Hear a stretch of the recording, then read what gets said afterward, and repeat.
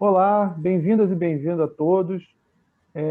Dou as boas-vindas a vocês aqui ao nosso curso de fortalecimento do atendimento integral em saúde para crianças e adolescentes com transtorno do espectro autista no estado do Rio de Janeiro.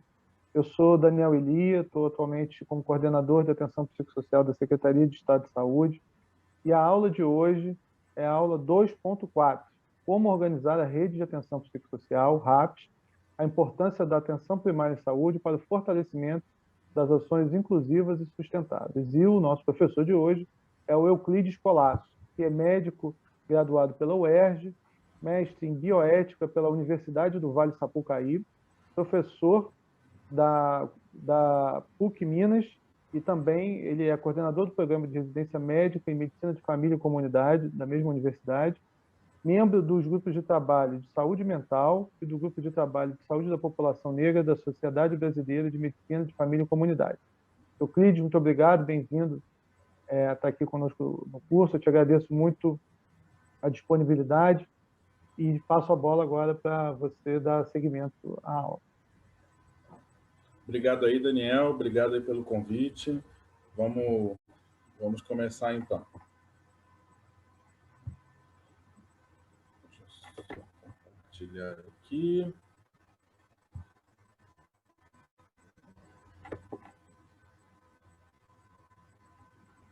Bom, então, sim, para quem está assistindo, então a ideia da nossa conversa hoje é falar tanto da rede de apoio psicossocial em relação no contexto da atenção primária à saúde, né? Como é que a atenção primária à saúde, como é que esse ator vai se articular dentro do cuidado de, de saúde dessa pessoa portadora do transtorno do espectro autista.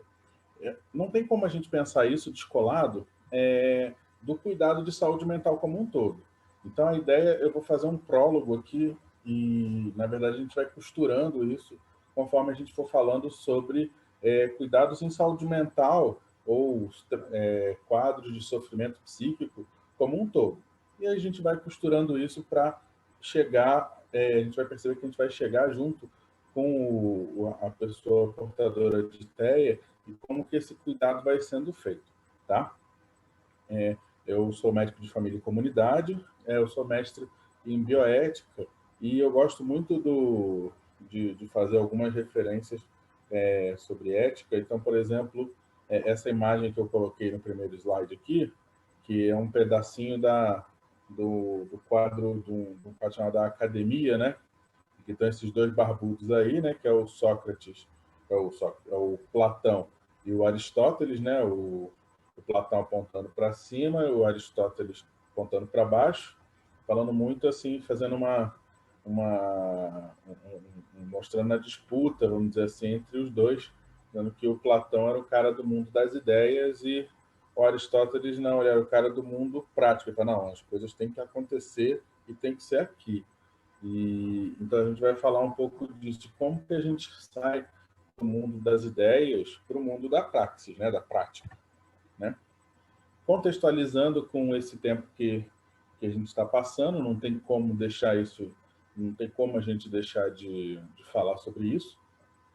Lembrar que a gente está vivendo um momento ímpar, né, enquanto esse curso está sendo feito, né, que é um contexto pandêmico. E por que eu estou falando isso? Porque muita gente deve ter visto, né, profissionais de saúde que são, devem ter visto esses gráficos assim sobre as ondas da Covid. No ano passado circulou bastante esse quadro, falando, por exemplo, da primeira onda, né, com as complicações relacionadas ao Covid-19, a segunda onda seria as complicações urgentes, mas de outras condições de saúde, a terceira onda, que seriam as descompensações de doenças crônicas, e a quarta onda seriam os problemas psiquiátricos ou psíquicos, econômicos, burnout, relativos também ao todo cuidado da Covid-19. Onde que a gente pode pensar que estão os nossos usuários portadores do transtorno do espectro autista? Eles se encontram ali na terceira onda, normalmente. Por quê?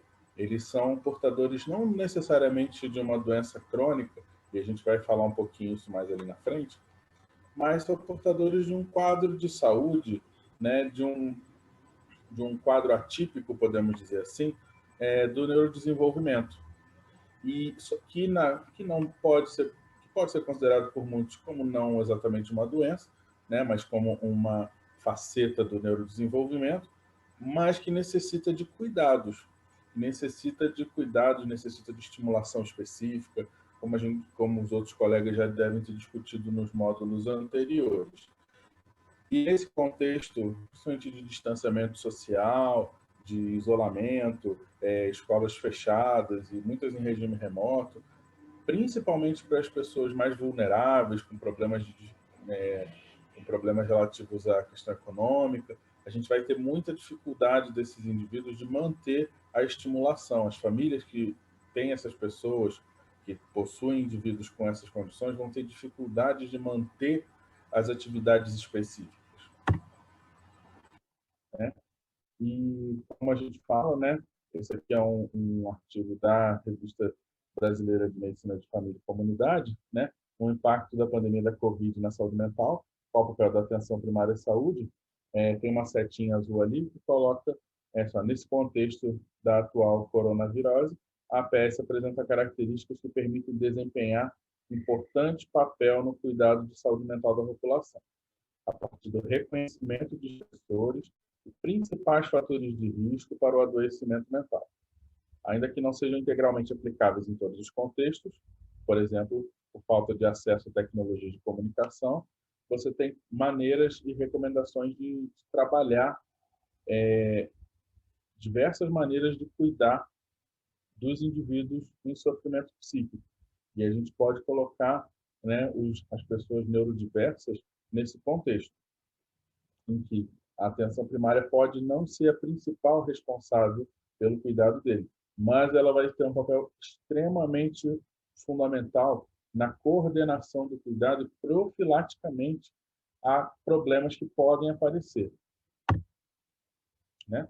Como a gente fala, projeta-se segundo a Organização Mundial de Saúde que os problemas ou as questões de saúde mental vão ser responsáveis pela segunda principal causa de mortalidade no mundo, de morbidade, perdão, no mundo.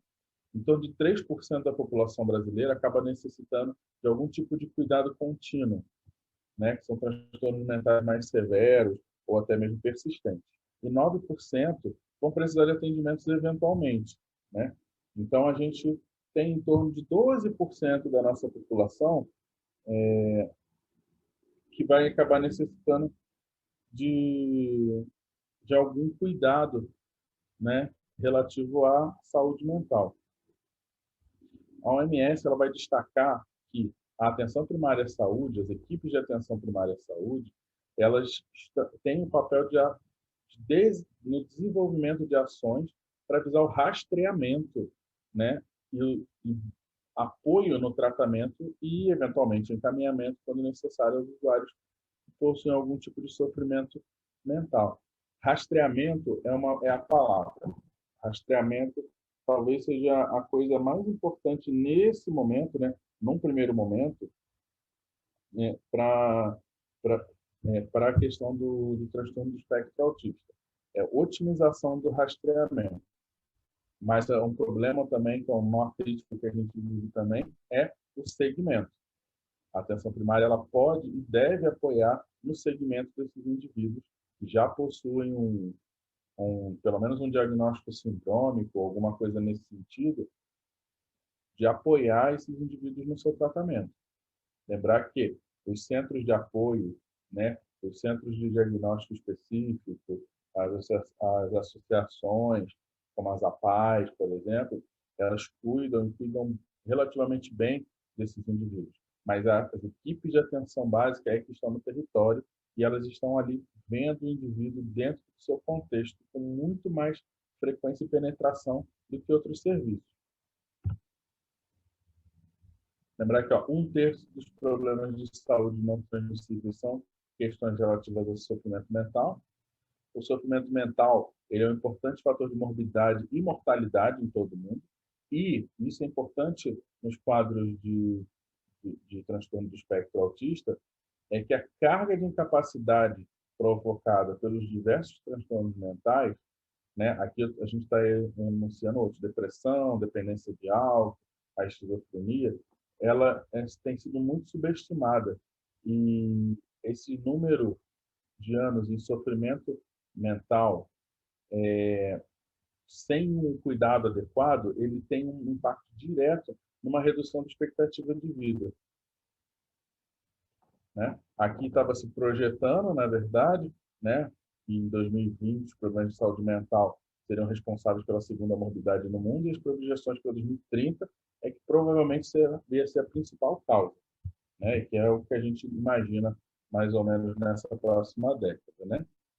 Quando a gente fala sobre o transtorno mental, seja leve, moderado ou grave, a gente sempre vai falar, faz um recorte cultural, né, de que a gente está falando de um indivíduo sem razão, né, é um indivíduo que perdeu a consciência de si adequadamente, né, o próprio conceito de loucura, né, que a gente ouve muito falar, ele trabalha como um sujeito sem razão, e é principalmente nos quadros psicóticos. Mas todo mundo, todas as pessoas que de alguma maneira estão envolvidas dentro do cuidado de saúde mental, elas acabam tendo essa pecha, vamos dizer assim, acaba colando essa, esse rótulo do doente mental, né, da pessoa, do paciente de saúde mental, né, do autista. Eles são chavões muito ruins de você colocar nos indivíduos, porque o preconceito acaba sendo uma das coisas, uma das principais barreiras, né, em vários serviços relativos à saúde mental,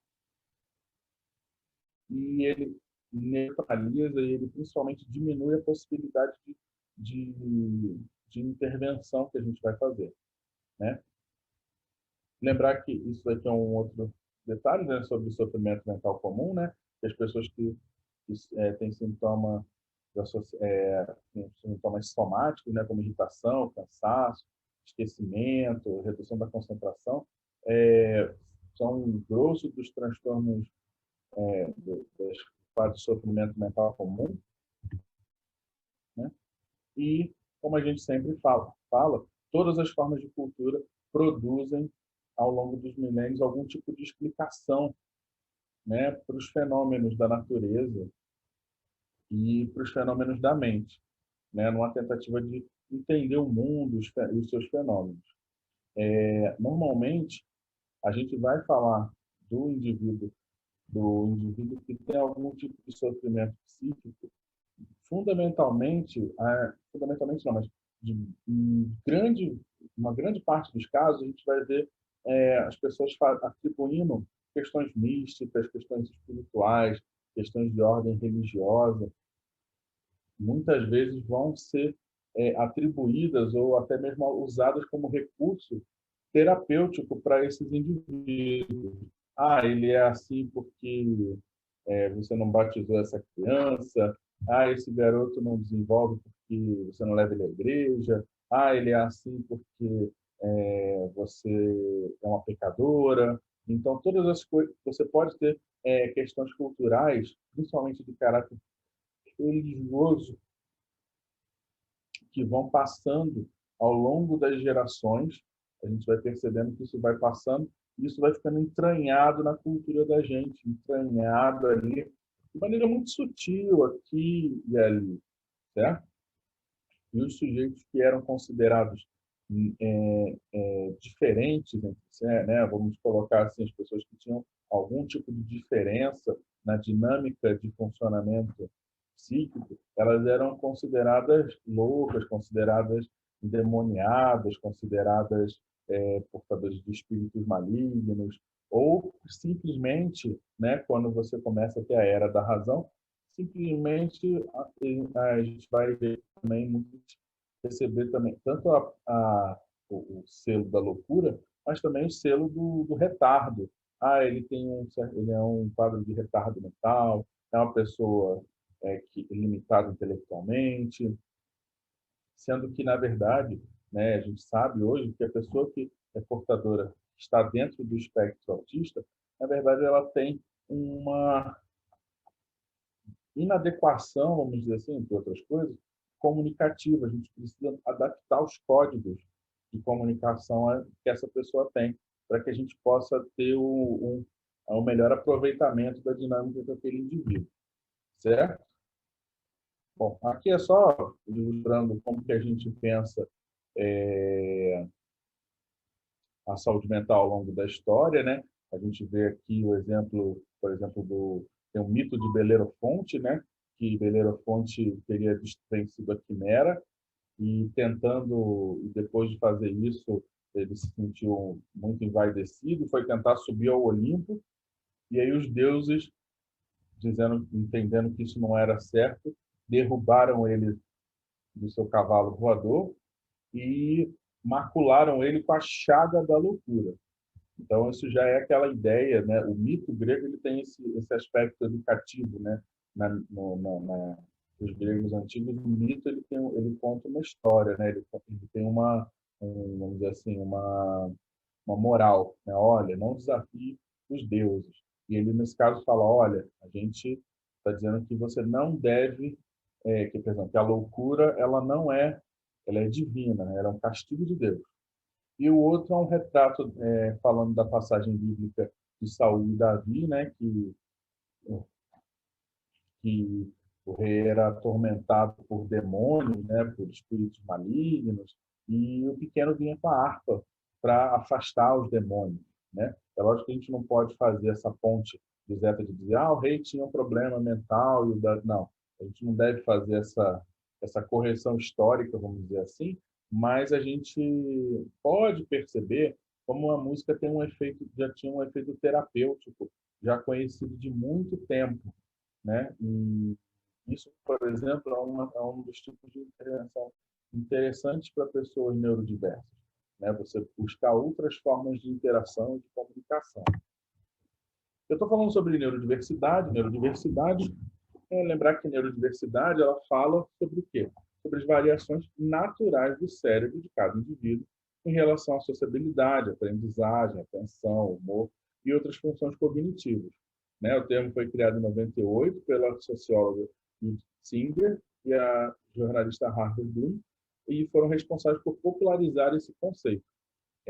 Se eu não me engano, a Judith Singer ela se considerava dentro do espectro autista, né? E ela não se considerava doente, ela se considerava neurodiversa. E isso é interessante, né? E quando a gente fala sobre o movimento da neurodiversidade, ele vai considerar principalmente o autismo, ele não é uma doença a ser tratada, né? E nem como se for possível curada. Ela, antes de tudo, até porque a gente não pensa nessa dinâmica, a gente pensa, né, de cura, a gente pensa, né, e trata-se apenas de uma diferença humana que deve ser respeitada como outras diferenças que existem, sexuais, raciais, enfim, de outras formas. Só que, quando a gente fala sobre o transtorno do espectro autista, a gente vai ter indivíduos que vão necessitar de um tipo de estimulação diferente em relação a outros, né? A gente vai ter que buscar vamos dizer assim, uma rede de suporte maior para esse indivíduo. Como a gente, sobre o autismo, né? Segundo o CDC, né, o órgão ligado aos Estados Unidos, existe hoje um caso de autismo a cada 110 pessoas. Dessa forma, estima-se que no Brasil a gente possua cerca de 2 milhões de autistas aproximadamente. Tá?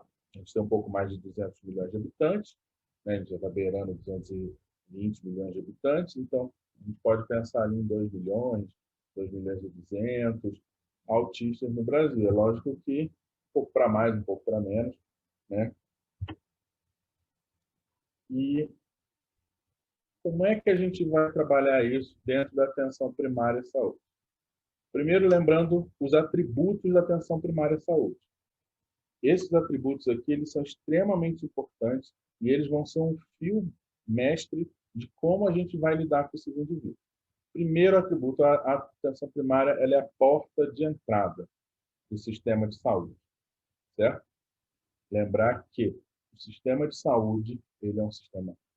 vou ali para o último tópico, né, que são os princípios doutrinários do SUS, né? A integralidade, a universalidade, a equidade, né? Ele é um sistema universal, integral e tenta ser equânime, né? Ele tenta ser universal, tenta ser integral, tenta ser equânime. E dentro da atenção primária, a gente tem a porta de entrada. Então, o acesso ao indivíduo é garantido. Então, o indivíduo ele vai acessar o sistema de saúde basicamente pela atenção primária de saúde. Então, transportando para o nosso indivíduo que tem algum grau de neurodiversidade. Em ele já sendo diagnosticado, em ele já tendo um diagnóstico, ele já tendo um quadro feito, ele, a princípio, já está tendo acesso ao sistema. Mas a gente lembra, vocês devem já ter visto isso, o rastreio do transtorno do espectro autista, ele se dá na infância. Então, é na mais tenra infância que a gente vai buscar achar essa pessoa neurodiversa. Como? No cuidado, principalmente a criança. Então, enfermeiros, médicos de família, pediatras, estão aqui cuidando. Atenção à puericultura. A puericultura é um momento absolutamente fundamental para que a gente faça o cuidado e faça o rastreamento desses indivíduos. Tanto é que, tanto como porta de entrada, a puericultura também vai traçar o quê? A longitudinalidade. Não tem momento mais longitudinal, vamos dizer assim, né? Dando um exemplo, quanto a puericultura, né? Você vai acompanhar a criança, a família, né? Dentro de um programa específico, por um programado, né? Uma vez por mês, depois a cada 2 meses, depois a cada 3 meses. Nesse momento, além de você estar fazendo, vamos dizer assim, algumas questões que são protocolares, vamos dizer, né? Você vai fazer todas as avaliações físicas que você tem que fazer, medição de peso, altura, circunferência craniana, né? E a avaliação do desenvolvimento daquela criança. Nesse momento que você está fazendo a avaliação do desenvolvimento da criança, você está rastreando qualquer alteração possível do desenvolvimento dela. É lógico que, eventualmente, as crianças faltam, as crianças deixam de ir. Por exemplo, isso foi um grande problema, um grande medo que a gente ficou durante esse ano e meio quase, né, que a gente está, é que muitas famílias deixaram de levar os filhos nas puericulturas por conta desse contexto de pandemia. A TV fala para não ir não ficar indo no serviço de saúde, mas eu tenho que levar o menino, mas eu não sei o que eu faço. Eu não vou levar esse mês, não, vou deixar para levar no outro. E aí você vai adiando. E o que acontece? A puericultura, eu gosto de falar muito, que a puericultura é um momento para você não trabalhar a doença. A gente não trabalha muito a doença. A gente está rastreando, é buscar coisas, é buscar algum tipo de alteração. E, basicamente, dar conselhos, orientar, refletir junto com a família sobre o cuidado. E aí que a gente vai para o nosso terceiro atributo, que é a coordenação do cuidado.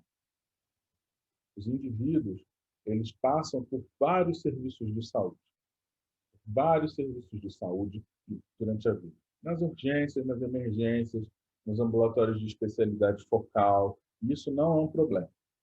A grande questão é que a gente, enquanto atenção primária à saúde, tem um papel de condensar esse cuidado, ou chamar todo esse cuidado que foi acionado, né? A gente vai falar mais para frente da rede de atenção psicossocial. E, poxa, a gente precisa organizar essa rede. Por quê? De modo geral, os serviços falam muito individualizados, né? Então, olha, a PAI falou para você fazer isso, isso, isso, isso. O ambulatório da neuropediatra falou isso, isso, isso, isso, isso. E aí? Alguém viu a questão se esse menino, essa criança, né, por exemplo, portadora de autismo, se a família tem condição de custear o tratamento, se ele tem transporte, né? Como é que estão os pais, como é que está o suporte social. Tudo isso também precisa ser visto, né? E para a gente amarrar essas situações. Não, mas esse remédio aqui foi prescrito pelo outro serviço, não pelo ambulatório, não pelo CAPSI, não pela APAE, não pela atenção básica. Então, onde que você vai trabalhar tudo isso? Na atenção básica, na atenção primária à saúde, você vai sentar, você vai organizar o cuidado dessa criança, né? Criança, adolescente, né, no caso. Você vai tentar ordenar para que a gente evite a hiperutilização do serviço e otimizar o serviço, certo? Atendimento integral à pessoa. Lembrar que o atendimento integral ele fala de duas coisas. Ele fala de tanto atender a pessoa como um todo, em todas as esferas biopsicossociais, mas integralmente garantir o acesso a essa pessoa ao que ela precisa. Então, por exemplo, uma adolescente portadora de transtorno do espectro autista, se ela precisar, por exemplo, de uma avaliação ginecológica, ela precisa ter acesso. Mas ela é autista, né? Mas ela é autista, não tem experiência aqui, não, mas ela precisa. Alguém tem que resolver o problema dessa menina. A gente precisa garantir o acesso a ela. E quem faz essa interlocução é a atenção primária. É o médico, o enfermeiro, que está ali conduzindo esse quadro. Veja bem que a gente não necessariamente vai conduzir a terapia medicamentosa, que a gente vai falar também um pouquinho. Não é conduzir a terapia medicamentosa ou conduzir a terapia ABA, não é isso.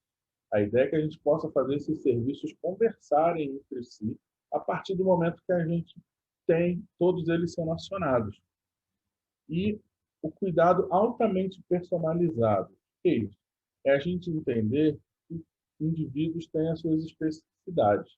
Por mais que a gente tenha cuidados protocolares, que são extremamente importantes, a gente tem especificidades que são de cada pessoa. E isso a gente precisa respeitar.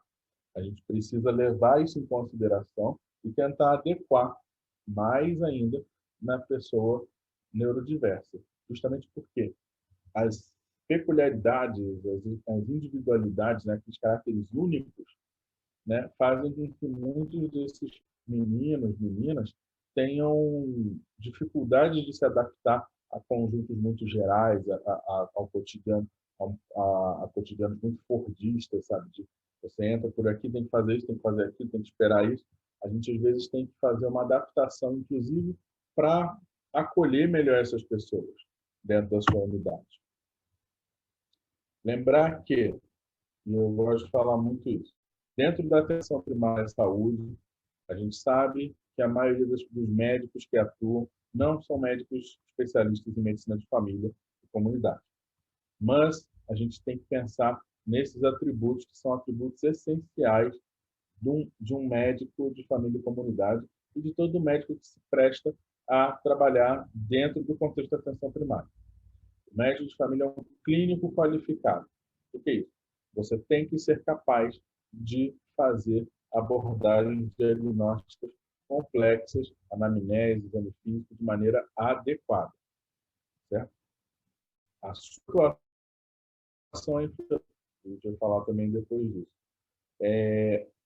O perfil do médico de família, existe, lógico, existe uma matriz de competências, existe o perfil, o que um especialista de medicina de família é e não é. Porém, a atuação sua dentro da atenção básica, dentro da atenção primária à saúde, enquanto médico de família e comunidade, né, vai ser afetada pela sua população, pelo diagnóstico situacional que você viu. Por que eu digo isso? Talvez faça mais sentido se aprofundar sobre o cuidado com o transtorno do espectro autista numa população em que eu percebo uma incidência muito alta. Já outros colegas vão perceber outros transtornos que são mais interessantes, não, mas que são mais prevalentes. Então, ele vai, às vezes, ter um foco de estudo um pouco diferenciado. É lógico que todos nós temos que saber rastrear e cuidar. Mas a gente fala muito que o médico de família e comunidade, ele tem o seu estudo direcionado para a população que ele atende, certo? O médico de família e comunidade é um recurso de saúde de uma população definida. Então, você é um recurso social para aquela população. Você, enquanto especialista em atenção primária à saúde, né, é uma peça fundamental e você impacta na qualidade de vida, inclusive na expectativa de vida, no perfil de mortalidade da população. Além de outras coisas, lógico. Você não é o único, né? E a relação médico-pessoa é fundamental para o desempenho do médico de família e comunidade, ou seja, gostar de gente, gostar de conversar, gostar de entender as histórias, de entender a dinâmica das pessoas. Tudo isso faz uma diferença importante para o médico de família e comunidade, certo? Quando a gente fala para qualquer tipo de problema de saúde, né, em especial para problemas para situações em que a pessoa tem uma fragilidade, uma vulnerabilidade maior, a gente precisa que a equipe de saúde da família, assim como a gente colocou os atributos lá da atenção básica, né, ela tem que ser identificada como principal coordenadora do cuidado da comunidade. Seja fazendo orientação, educação comunitária, fazendo atividades dentro dos bairros, das comunidades, né, seja dentro da atuação clínica, dentro da unidade de saúde, né, fazendo grupos de estudo, rodas de conversa, no atendimento a crianças, na discussão de casos, no cuidado nos ciclos diferentes da vida, da infância, adolescência, pré-natal. Então, tudo isso é importante, porque a confiança daquela equipe, normalmente, ela vai começar na mãe que começou a fazer o pré-natal. Você pode botar um ponto de vista onde você quiser. Na mãe que começou o pré-natal, ela teve o bebê, ela está fazendo a puericultura na unidade, eventualmente você rastreou e você identificou uma alteração de desenvolvimento, fechou-se ali a possibilidade de uma alteração de desenvolvimento compatível com o autismo, e ela está cuidando em outro lugar, mas ela está cuidando ali. Então, ela cuida dessa parte, vamos dizer assim, específica, desse recorte da vida dela em outro lugar. Mas todo o cuidado da vida dela, ela tem que fazer na atenção, tem que, né? Ela, é bacana que ela faça na atenção primária à saúde, para que a gente possa entender o cuidado dela como um todo, né? Uma coisa importante, vale a pena a gente perceber, é que quando a gente fala dentro do contexto da atenção primária à saúde, e eu vejo assim, por que eu acho que esse momento da gente conversar sobre autismo precisa da atenção primária também? Por quê? A cada 5 queixas que você avalia numa consulta clínica dentro da atenção primária, uma vai se referir à atenção à saúde mental. Quando a gente fala saúde mental, a gente está falando de um leque muito grande de coisas. Transtorno do sono, irritabilidade, transtorno intelectual, transtorno cognitivo, transtorno de humor. Várias questões a gente vai abarcar dentro do que a gente chama de saúde mental, certo? E também é importante, né, que a prestação de serviços de saúde mental na PS vai envolver o quê? Diagnóstico, tratamento e segmento. Essas 3 palavrinhas são importantes. Por quê? Para a gente tirar um pouco a pecha, né, a alcunha de que a atenção primária à saúde é só um serviço de passagem, né?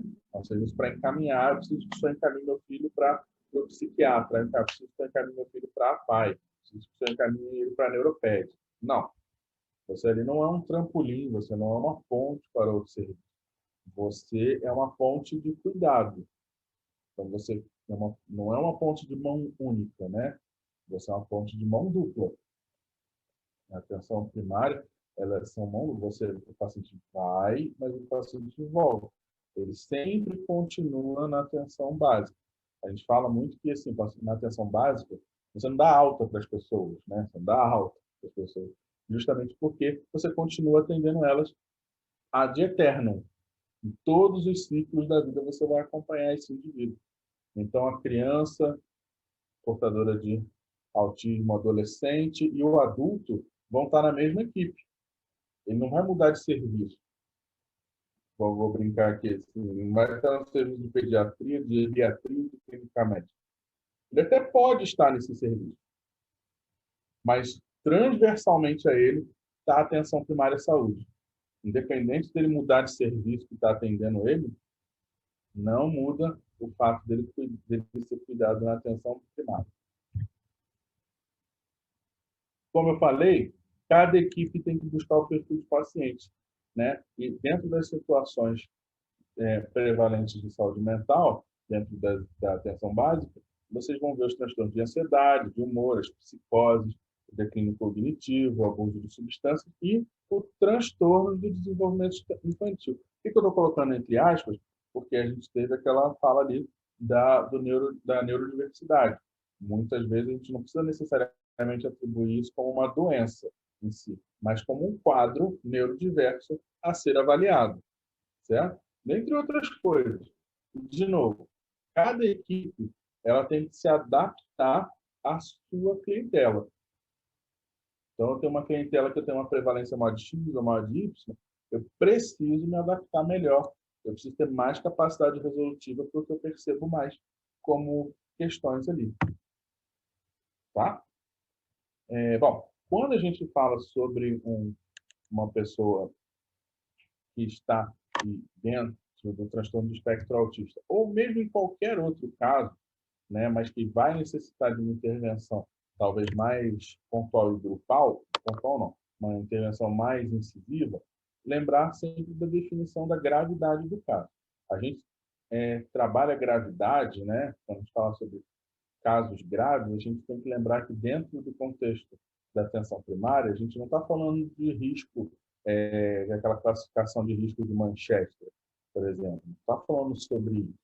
É lógico que a gente tem que entender gravidades clínicas também. Intensidade, duração dos sintomas, como agressividade, impulsividade, automutilação, estereotipia, né? Todos esses tipos de avaliação de sintomas, a gente precisa avaliar a gravidade dessa condição se você tem fatores associados. O que são fatores associados? Fatores que vão prejudicar muito o cuidado dessa pessoa e que também agravam a situação.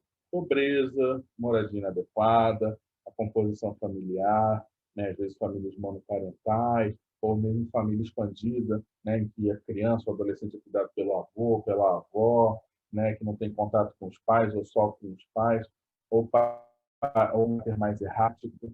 A presença de violência familiar, né, ou mesmo social, também é importante. As redes de cuidado, a gente vai falar também um pouquinho delas depois, né? E se você tem questões que são transitórias, sujeitas à modificação ou não, né? Por exemplo, a gente imagina, né, espera que muitas pessoas estejam passando por uma questão transitória de redução do poder aquisitivo, de pouco acesso à rede de cuidado específica das APAES, por exemplo, para justamente porque a gente está nesse momento de pandemia agora. Então, a gente pensa, poxa, será que isso é transitório? Tomara que seja, porque a gente consegue tentar lidar de alguma maneira diferente. Se você tivesse uma condição crônica, olha, não tem serviço de retaguarda de saúde mental, de atenção a pessoas portadoras de necessidades especiais. Não tem o serviço de retaguarda. É diferente isso de eu ter um serviço que está suspenso, está com um acesso restrito por conta desse contexto de pandêmico que a gente vive agora, né? A redução de poder aquisitivo, de poder econômico, impacta, às vezes, no tratamento que a pessoa vai fazer, no tipo de medicação que a pessoa vai poder tomar para o controle de alguns sintomas, na frequência que ela vai poder ir ao serviço de, de terapia adequada específica para criança. Tudo isso são coisas que afetam e a gente, dentro da atenção básica, tem que perceber isso. Qual a gravidade do meu caso levando em consideração condicionantes socioculturais e afetivos.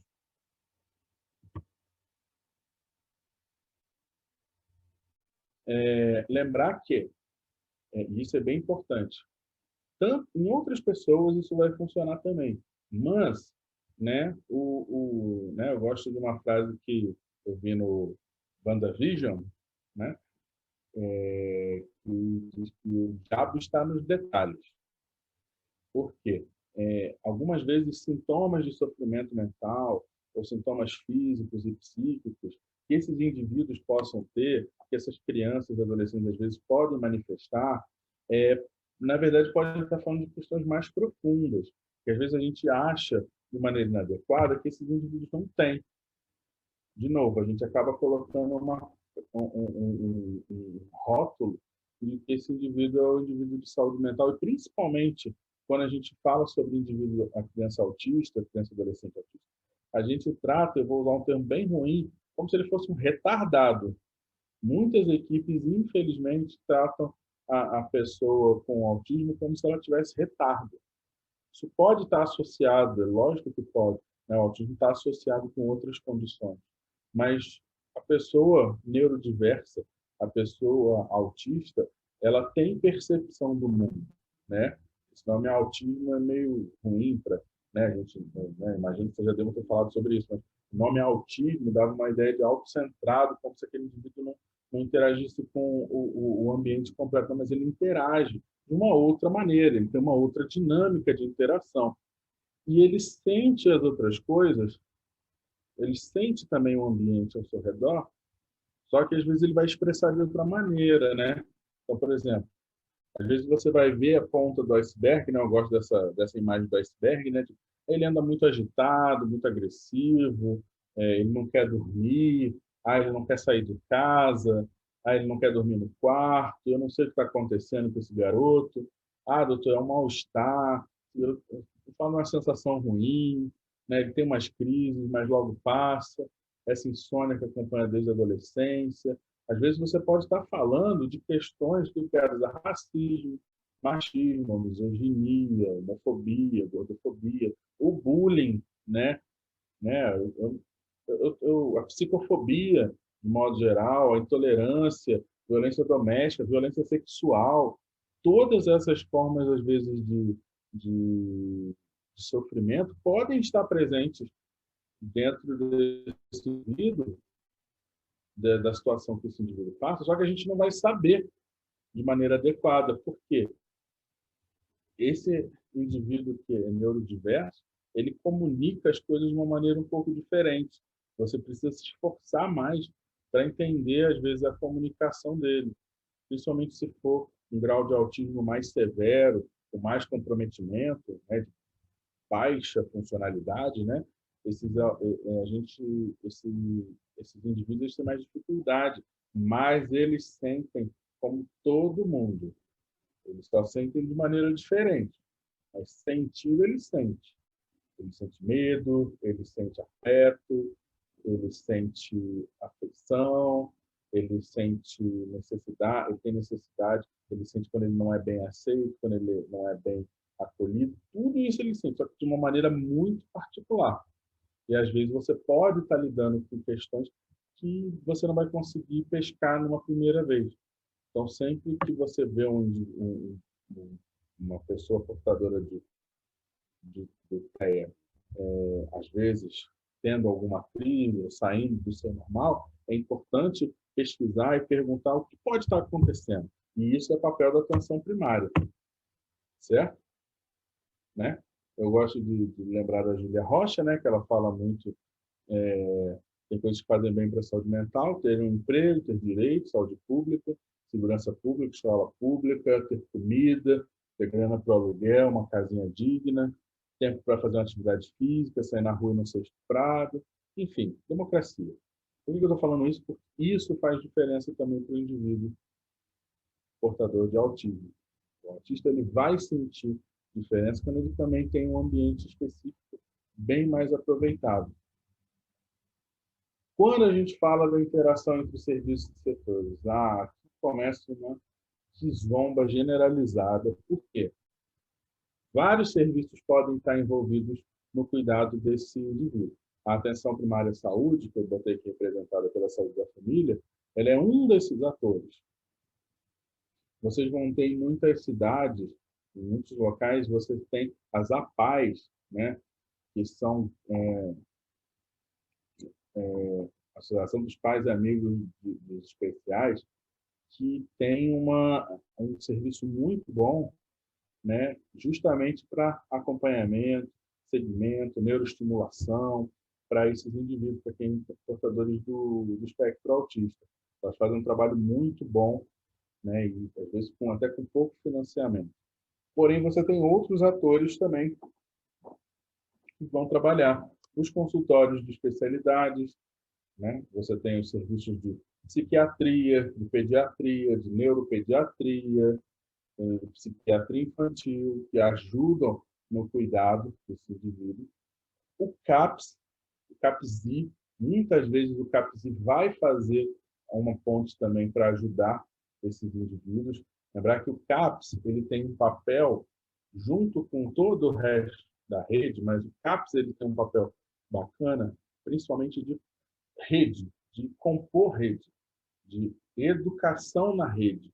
Então, mesmo que aquele indivíduo, vamos dizer assim, o paciente não é para o CAPS, né? Frase que a gente às vezes usou. O paciente não é para o CAPS. Não é assim só, né? Você joga a bola de volta. O CAPS ele tem um papel de explicar e às vezes de orientar o serviço, principalmente da atenção básica, que está referenciando para ele às vezes. Olha, eu estou com um paciente assim, assim, assado, um indivíduo que tem essas características, eu não sei, eu acho que ele pode ser autista, eu não tenho, por exemplo, né? Eu não tenho um serviço de suporte aqui. Como é que vocês podem me ajudar? O CAPS ele pode ajudar, olha, a gente às vezes não vai fazer o cuidado total dele aqui, vamos tentar fazer isso, fazer aquilo, né? Como é que a gente pode compor e ver o melhor segmento para esse indivíduo? Às vezes você consegue, o CAPS tem um papel de ponte nesse sentido. O Conselho Tutelar tem um papel importante, principalmente na proteção desses indivíduos. Lembrar que essas crianças e adolescentes sofrem muita violência, né? São vítimas de muita violência. Quando a gente fala de violência, a gente está falando de vários níveis de violência, né? Física, psicológica, né? Sexual. E a abordagem e apoio às famílias, né? O Conselho Tutelar, eu gosto de brincar. Opa, posso aqui, deixa eu passar. Ups. O Conselho Tutelar, ele tem um papel muito pejorativo, né? A gente brinca às vezes que o Conselho Tutelar ele parece o velho do saco, né? Parece que vai tirar a criança. Ó, vou chamar o Conselho Tutelar e tirar seus... Não é assim. De maneira alguma esse é o papel do Conselho Tutelar. Isso é uma coisa que pode ser feita em um momento, mas que a gente não é o principal. O Conselho Tutelar não está para tirar o pacto do poder das pessoas. O Conselho Tutelar está ali para proteção da criança e do adolescente, né? E eventualmente apoiar as famílias, certo? Nessa mesma pegada, os centros de referência de assistência social também. Eles estão ali para detectar vulnerabilidades, detectar famílias vulneráveis, ver a possibilidade de fortalecimento familiar, fortalecimento de rede. Além disso, infelizmente, muitas pessoas portadoras de autismo, muitos adolescentes principalmente, acabam indo parar em situação de rua. Não é incomum você ver isso, principalmente em zonas mais pobres e vulneráveis. Muitos podem acabar em situação de rua. E, lógico, com outros contextos de abuso de substâncias e tudo mais. Então, os consultórios na rua também são uma fonte de apoio importante, às vezes, para a gente reconduzir esse indivíduo, às vezes, ao seu grupo familiar ou buscar um outro suporte de apoio. Coloquei dois indivíduos ali que normalmente não estão que não estão vistos dentro da rede de apoio, né? Que é a Polícia Militar e o Corpo de Bombeiros. Por quê? Muitas vezes, em episódios de violência, né? De novo, a agressividade, ela às vezes acompanha algumas crises dentro da pessoa portadora de autismo. o manejo, às vezes, da violência, da impulsividade, dessa energia psíquica que tem muito acumulado nesse indivíduo, às vezes ela não é bem feito, ou não é bem conduzido, ou não tem como ser conduzido. Então, conversar com as forças de segurança também é importante para que elas saibam, às vezes, como lidar, né? Entender que aquele ali, que você não está diante de um de uma agressividade gratuita, às vezes é um indivíduo com uma especificidade psíquica muito característica. Conversar, trazer esses atores também, faz com que eles também se sintam seguros na abordagem deles, certo? Então, o cuidado da rede, o cuidado que a atenção básica faz, ela é de costurar toda essa rede. Não vou dizer que a gente vai conseguir, tá? Mas a atenção primária, normalmente, é quem consegue conversar com todos esses indivíduos, ou tentar, pelo menos, conversar com a maioria deles, para chegar a um denominador comum, chegar a um consenso, a melhor maneira, às vezes, de orientar o cuidado desses indivíduos. Lembrar que quando a gente fala sobre o objetivo do cuidado desses indivíduos na atenção primária, é garantia do atendimento continuado, evitar estigmas, elaboração do plano de cuidado individual. Então, o projeto terapêutico singular, que vai ser elaborado, pode ser avaliado junto com o NASF também, de falar, é extremamente importante. PTS é extremamente importante de você elaborar qual é o projeto com essa pessoa, qual é o plano com esse indivíduo, o que a gente vai fazer com essa família. A abordagem familiar e comunitária, né, envolver a comunidade no cuidado de alguns indivíduos, às vezes é extremamente benéfico. A reavaliação e a avaliação terapêutica é sempre importante. Quando a gente está falando de quadros de saúde mental, você tem que sempre buscar avaliar e reavaliar o seu diagnóstico, a sua classificação, é sempre importante. Preservar a funcionalidade, isso é extremamente importante para a gente falar, no sentido de que, infelizmente, a gente às vezes ainda percebe abordagens muito, vou colocar assim, pré-reforma psiquiátrica, né? Uma abordagem muito manicomiais, mas vocês vão entender, né? No sentido de você sedar o paciente, você sedar aquela pessoa, né? No sentido de que essa pessoa dá muito, às vezes você não tem um cuidado ou você não tem uma rede bem estruturada, né? Qual passa a ser o objetivo seu terapeuta? Às vezes é só sedar aquele indivíduo, você só quer que a energia psíquica dele vá baixo, baixo, baixo, baixo, baixo, e ele fica prostrado, letárgico, basicamente, eu gosto de usar essa imagem, né? Nem uma samambaia chorona, parada ali no cantinho, né, com a sua cialorreiazinha. É péssimo, é péssimo. Preservar a funcionalidade é importante.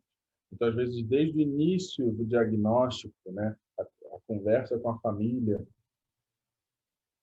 né, dentro com a equipe, explicando quais que são os objetivos do cuidado, os objetivos do segmento, e a gente vai falar depois dos objetivos do tratamento medicamentoso, eles estão ali para preservar a funcionalidade desse indivíduo. Esse indivíduo tem que ter capacidade funcional, certo? Ele tem que ser o mais funcional possível, na medida do possível. Cuidado compartilhado, né? Eu estou falando sobre equipe, mas na verdade a gente tem vários atores envolvidos. Então, médico, enfermeiro e a equipe do NASF, do Núcleo Ampliado de Saúde da Família. Esse núcleo de outros profissionais que apoiam a equipe mínima é absolutamente importante, né? Justamente na tentativa, por exemplo, de envolver esse indivíduo nas outras atividades da unidade. Às vezes você pode ter grupos específicos desenvolvidos pelos profissionais do NASF, da própria equipe também, mas muitos do NASF, grupos de arte-terapia, que podem ser extremamente potentes para esses indivíduos. A arte é uma maneira que esse indivíduo se expressa de uma maneira fantástica, certo? Os cuidados com as outras situações de saúde. Vale lembrar disso, muitas vezes esquece isso. A gente está falando de crianças e adolescentes, mas a gente tem que lembrar que esse indivíduo ele continua a vida dele, certo?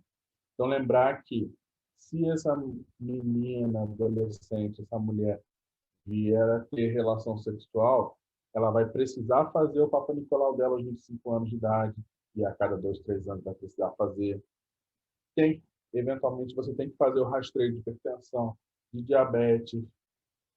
Mais para frente, pensando nesses indivíduos, né, com 50 anos, fazer rastreio de câncer de mama, fazer outras avaliações de dislipidemia, hipotireoidismo, tudo isso precisa ser feito como de qualquer outra pessoa. Triagem oftalmológica, tudo isso precisa ser feito para esse indivíduo.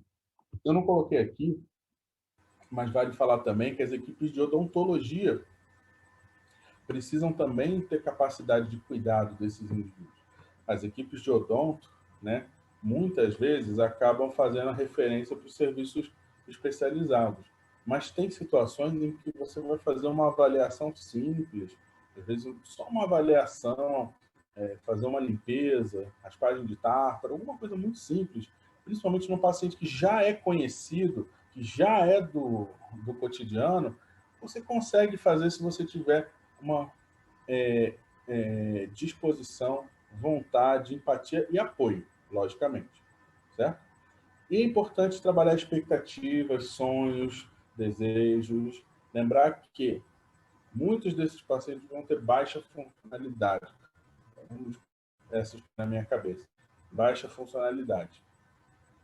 Mas muitos vão ter muita perspectiva, né? Você tem que trabalhar o máximo que aquele indivíduo pode. Lembrar que a gente tem que manter a funcionalidade ao máximo, no máximo que for possível. Então, isso é tentar fazer o melhor que você pode com aquele indivíduo. Certo? Lembrar que o manejo clínico das drogas, a gente não vai ficar entrando aqui em cada uma delas, mas lembrar que não existem drogas, não existem medicações para tratamento do autismo.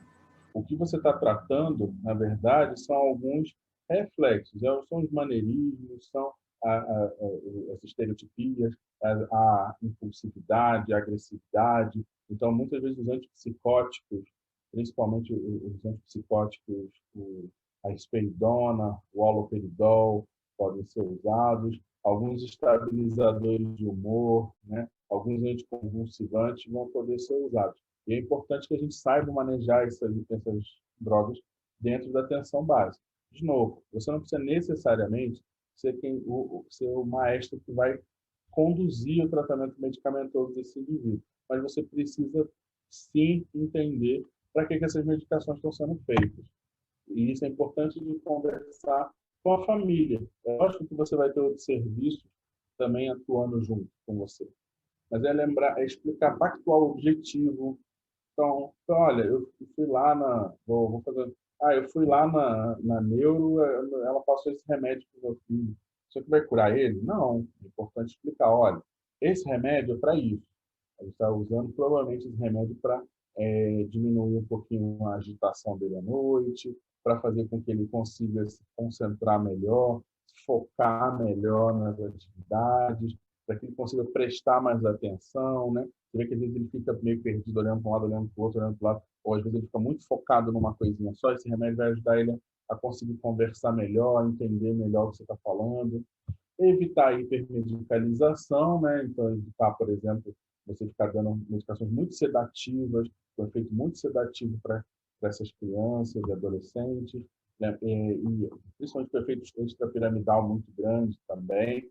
Né? Então, por exemplo, às vezes você tem que ficar usando haloperidol, ganiperidina, prometazina, você tem que usar como antídoto, né? Ou começar os dois ao mesmo tempo, né?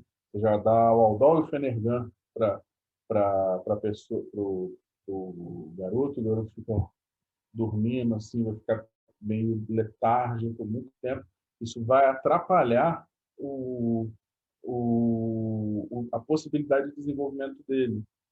Tentar otimizar os fármacos na medida do possível, usar o melhor que for possível, tanto que você tenha na rede SUS, tanto que você tenha na rede, tanto na Remume, quanto na rede de medicação de alto custo, quanto possibilidade de compra. Mas isso, de novo, você, enquanto indivíduo da atenção primária, é quem tem a melhor condição, lógico, quem tem a melhor condição é o indivíduo, Mas a segunda melhor condição talvez seja você, de entender qual que é as possibilidades terapêuticas para aquele indivíduo fazer.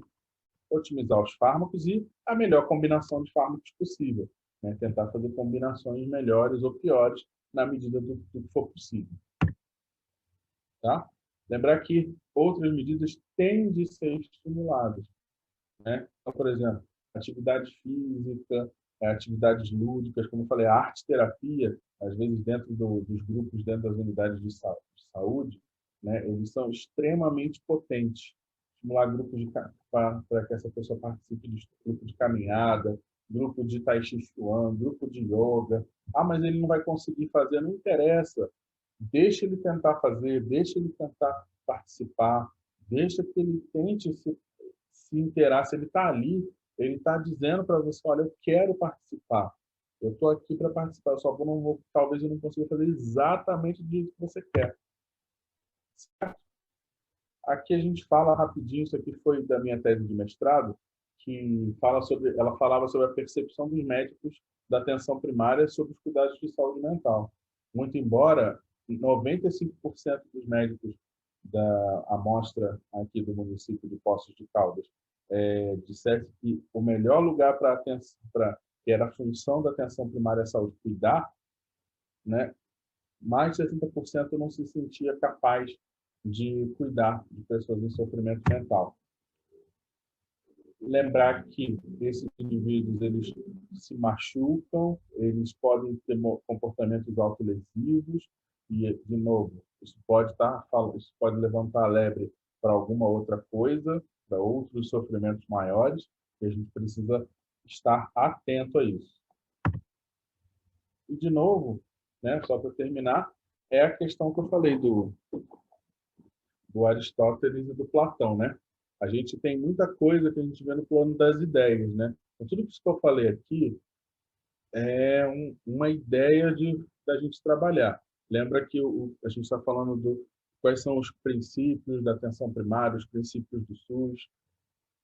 Tudo isso está no plano das ideias, mas o Aristóteles ele fala muito que a gente tem que a ética é uma coisa da prática, fala muito da ética, né? A ética é uma ciência da prática. Então, a gente tem que pôr em prática o mundo das ideias que a gente tem. Certo? Eu vou encerrando por aqui, tá? Eu ia passar um vídeo, mas eu não vou passar, não. Daniel, se tiver alguma pergunta... Euclides, bom, você pode depois, a gente bota o link do vídeo para as pessoas poderem ver, acho que não tem problema, a gente pode, né, fazer essa... A gente passa lá pela própria comunicação do curso, a gente pode depois botar o link para as pessoas verem lá no... Ah, eu posso te dar então o link, então. Deixa eu te falar uma coisa aqui. Primeiro, queria te agradecer. Acho que assim, a gente sabe, né, do papel fundamental que a atenção primária tem na articulação da rede, na articulação do cuidado. E eu acho que, até pegando esse exemplo que você... Esse exemplo não, essa alegoria, né, que você usou aí do Platão, do Aristóteles e a relação disso com a praxis, com a prática, quer dizer, acho que você pôde dizer de uma maneira bastante intensa, né, com vários exemplos e várias citações, como que os princípios do SUS, né, as necessidades da política de saúde e da política de saúde mental, no caso dessa que vai alcançar a pessoa com transtorno do espectro autista, mas dentro do SUS principalmente, como que isso se articula para a vida das pessoas, né? Com todas as multideterminações que isso tem, enfim, inclusive você falou da multideterminação da gravidade, né? Como que eu acho que isso, por exemplo, articula totalmente falando aí dos princípios do SUS, né? Com a equidade, com a noção de vulnerabilidade, né? Com a necessidade de que se tenha uma atenção integral e que isso vai além simplesmente, inclusive integralidade no sentido mais amplo do que todas as condições de saúde possíveis, mas além disso há os determinantes variados e a gente precisa olhar para as condições sociais, para tudo isso. Achei muito legal também a citação da Júlia Rocha, porque eu penso muito nisso, né? Assim, como que a gente às vezes fica muito focado no tratamento E as condições de vida todas, elas têm uma repercussão muito grande na condição de saúde e, com certeza, também na condição de saúde mental. Então, eu queria te agradecer aí pela forma que você pôde abranger tudo isso e tocar. Mas eu queria te fazer duas perguntas. Conforme você, logo no início, você falou sobre o papel da atenção primária e tal, começou a falar sobre isso, e aí eu pensei assim, eu vou fazer uma pergunta para ele sobre formação, sobre as dificuldades, sobre os dilemas de formação do médico de família em relação às questões de saúde mental. Mas aí, no finalzinho, você botou um slide que eles, né, numa pesquisa que você fez, em que os profissionais da atenção primária não se sentem preparados para atuar em saúde mental, né? Aí eu pensei uma coisa que eu vou introduzir na pergunta, que é assim, a gente tem um problema em saúde mental, muitas vezes, né? Que é a expectativa de conseguir tratamentos, saídas que sejam resolutivas, né? Como se diz, né? Para aí, assim, o que consigam dar cabo aí dos problemas de saúde mental. E como você falou, o autismo e outras condições de saúde mental, elas não são exatamente doenças, elas são condições, são formas de estar no mundo, maneiras de poder. Então, por outro lado, esse tipo de saída, vamos dizer, curas e tratamentos finalizantes do problema, assim, né? Elas também não existem. Mas existe ainda essa expectativa. Então, eu inverti minha pergunta. Será que não existe uma sensação de que as pessoas não estão preparadas para isso porque elas esperam poder ter soluções mais, vamos dizer, definitivas para problemas de saúde mental, quando, na verdade, a gente vai conviver com essas condições a vida inteira, muitas delas? Claro que muitas delas são transitórias, mas mesmo a transitoriedade de um problema específico não evita que você vai ter outro. Então, né, eu, na minha ansiedade pessoal, posso resolver ela agora, mas dali a pouco eu vou ter outro problema. A saúde mental ela atravessa o tempo inteiro a nossa vida, né? Então, essa é uma pergunta assim que me surgiu aqui ouvindo você falar. Por que as pessoas acham que elas não estão preparadas? Talvez elas estejam mais preparadas do que pensam, né? Essa é a pergunta que eu faria para você. Depois vou fazer mais uma. Olha, eu acho que assim, né, você tocou num ponto que é crucial. Primeiro, eu acho que é uma questão de formação. Eu acho que a gente tem currículos, e aí eu vou falar da medicina, que é de onde eu falo, mas eu acho que pode ser retransmitido a outras áreas da saúde. Mas eu acredito que a gente tem currículos que têm uma inserção do cuidado de saúde mental muito frágil, né? A saúde mental ela faz parte, por exemplo, muitas vezes ela não faz parte, pensando na semiologia. Você tem a semiologia, né, que é a parte de examinar, né, a semiologia propedêutica, que é a hipótese diagnóstica, aprender a construir a história clínica. Você tem isso, só que você não tem isso para a saúde mental. Aí, quando você vai lá fazer a disciplina de psiquiatria, é que você tem, olha, gente, eu preciso avisar, gente, quando a gente vai falar de saúde mental é diferente. É outra coisa, esquece isso. Mas você já está construindo todo um conhecimento diferente. Você tem uma base já de construção de história clínica, anamnese, exame físico, e aí quando você chega na saúde mental, opa, não é assim, não funciona. Ou funciona, mas eu tenho que adaptar um monte de coisa, então eu deixo para lá. Então, parece que é uma coisa descolada.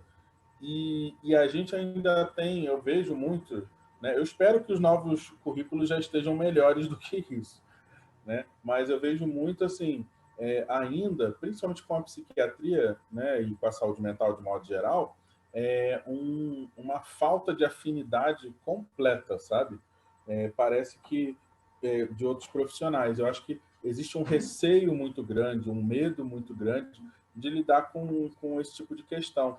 E principalmente com questões, como a gente falou, de condições crônicas, né? É diferente às vezes, por exemplo, de você trabalhar, e principalmente condições do desenvolvimento, sabe? São condições que eu vou fazer uma comparação aqui bem ruim, mas assim, acho que vai dar para ser. Eu não estou falando de depressão, de ansiedade, em que o funcionamento, vamos dizer assim, do indivíduo continua igual, entre aspas. Eu estou falando de, por exemplo, de psicoses, eu estou falando do paciente, da pessoa que é portadora de autismo, que ela não se comunica direito. E aí o profissional tem receio de cuidar disso. Eu estou falando isso porque não é só o indivíduo, é ele cuidar de remédio e cuidar de expectativa. E também, e aí o último ponto, eu acho que a gente ainda tem uma expectativa muito curativa, né? A gente ainda vem com uma expectativa muito de intervenção e vai resolver. Então, mesmo quando você começa a medicar qualquer um, por exemplo, que é um, né, a professora Sandra Fortes, ela fala que a gente medica muito e medica mal, né? E quando a gente dá remédio à torta e à direito para depressão e ansiedade, entre muitas aspas, você resolve o problema da pessoa. A pessoa que é dentro do espectro autista, ela nunca vai se resolver. E eu acho que isso dá uma sensação de frustração muito grande com o indivíduo, com o profissional. E eu acho que é nisso que a gente tem que trabalhar, é expectativas, que a gente vai ver em outros campos também da área de saúde.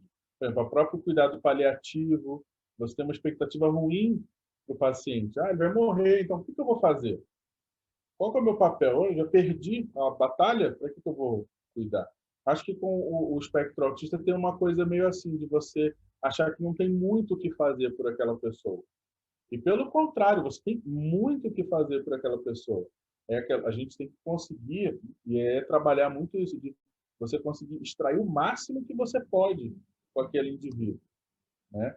Eu falo muito, eu tenho cuidado ultimamente de uma menina de 19 anos, autista, e esse ano tem sido horrível para ela e tudo mais, mas até o início do ano foi muito, muito bacana com ela, justamente porque ela tinha em dezembro de 2019, não, em novembro de 2019, ela tinha começado a frequentar os grupos de artesanato da unidade. E aí ela começou a falar, ó, vou fazer para vender. Beleza. Uma pessoa que a princípio a gente considera como incapaz de gerar renda, de gerar qualquer coisa, ela agora vai gerar renda para a casa dela. Uma renda baixa, uma renda mínima, não me interessa. Olha só, eu estou colocando essa pessoa, por exemplo, dentro do mercado de trabalho. De uma maneira informal, de uma maneira discreta, mas ela tem possibilidade. Cara, eu falei, vai nessa, filha, vai lá, e a gente vai conseguir. Então, assim, trabalhar isso eu acho que é difícil ainda na nossa formação. É isso que eu acho que falta. E medo. Eu acho que as pessoas, quando eu fiz essa pesquisa, eu via muito medo que as pessoas tinham. Eu tenho medo eu não sei o que fazer com usuário de droga, eu tenho medo com paciente esquizofrênico, eu tenho medo, sabe? E aí eu acho que entra o papel, por exemplo, dessa atividade, né? Que é educação continuada, educação permanente, e o próprio papel do NASF, né? De apoio. Você, olha, você não está sozinho cuidando dessa pessoa, calma que tem alguém te dando apoio. Você está aqui também para ser apoiado.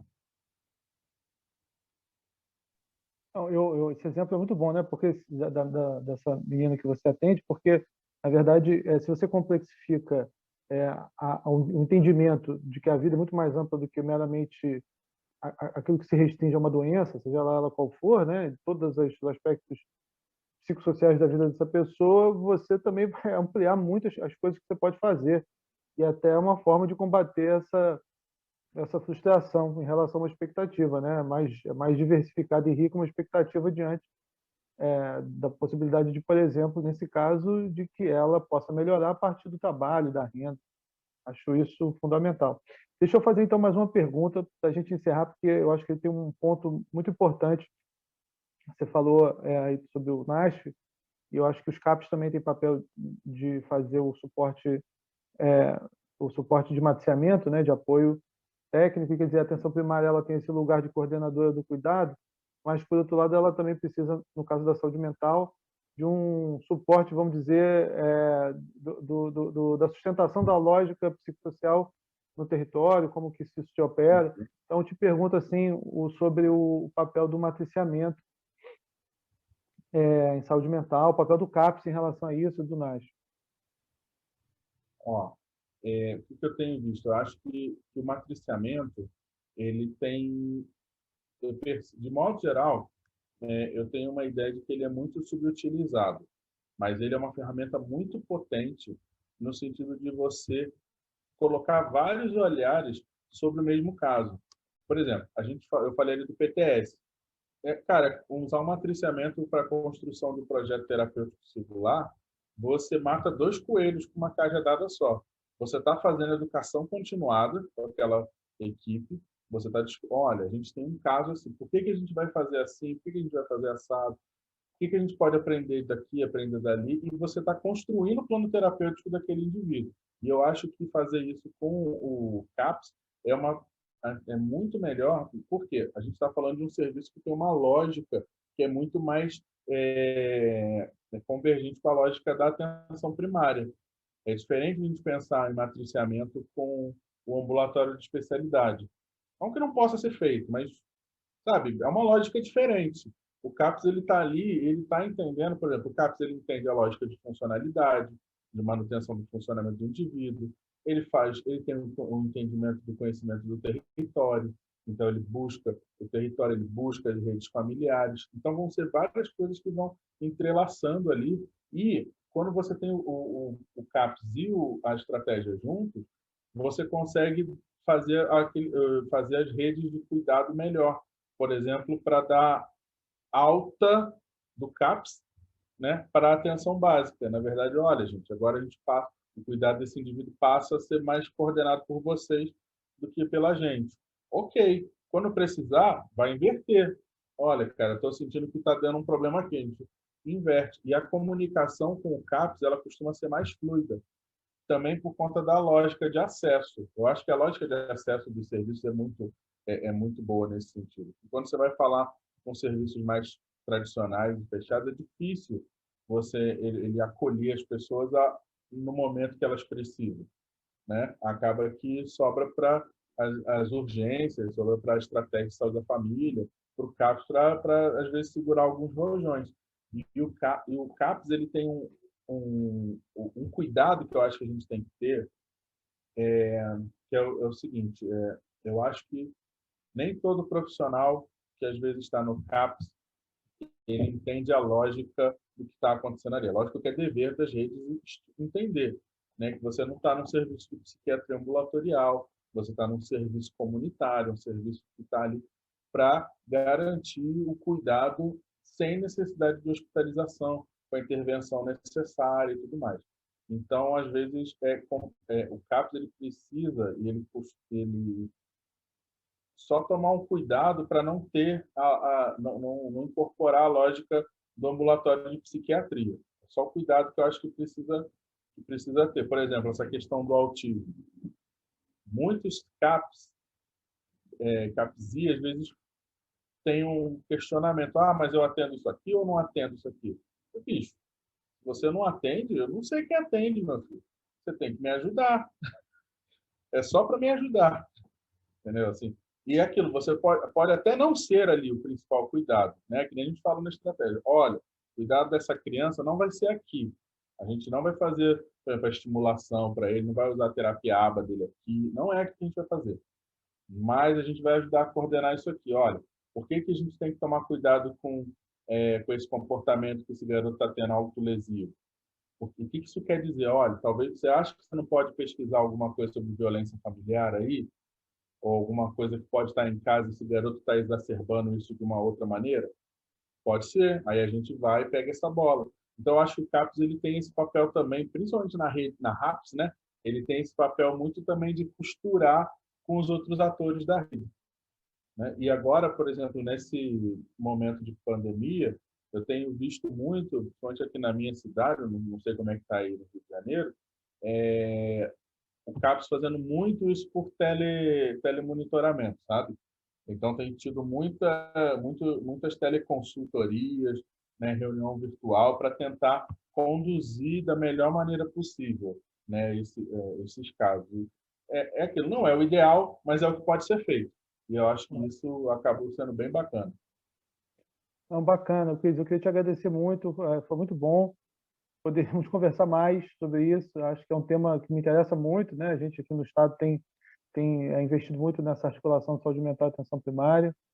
Então, só queria mesmo agradecer a você enfim, seguimos aqui com a aula. A gente vai depois dar notícias aí do curso. Beleza, então.